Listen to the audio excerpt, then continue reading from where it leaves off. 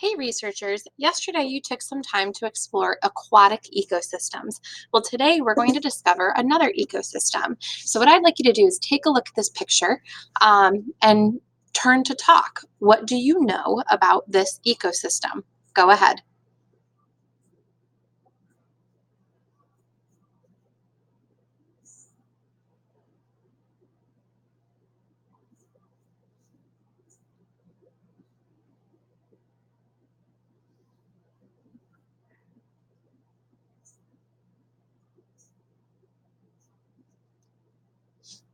5, 4, 3, 2, 1. Hocus pocus.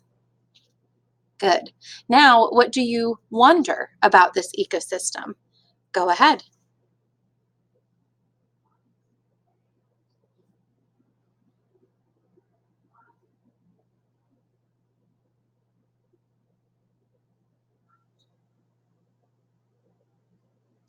5, 4, 3, 2, 1. Hocus pocus. Good. I'm going to pause the video so I can hear from some hands. What do you know about this ecosystem and what do you wonder? Pause the video now. Great. So thank you to everybody who shared. It sounds like we have some background information on this forest ecosystem, and we have a lot of good questions that we may want to research further in the future. This is a forest. And what we're going to be learning in just a moment is that there are two different types of forests. We have tropical rainforests, and we also have temperate forests. So they all belong under the forest category, but depending on where in the world these forests are located, that changes the climate and that changes what goes on in that forest. So I pulled a page from a book here. This is Life in the Temperate Forest. So I'm going to read this excerpt here and show you how I can pull some important details about the temperate rainforest in my graphic organizer. So this says, welcome to the forest.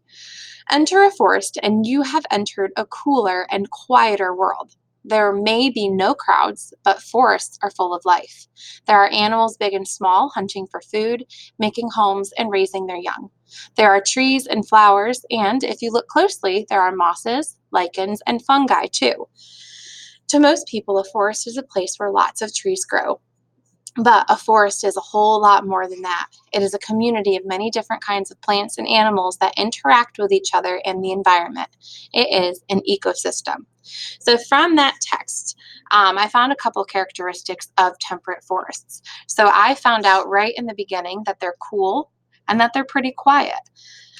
I also found, I know it's kind of covered here, but I found um, where it's talking about a forest being a community, there are plants and animals that interact with each other. So I don't know what those specific plants and animals are yet, but I know that they come together to create a community.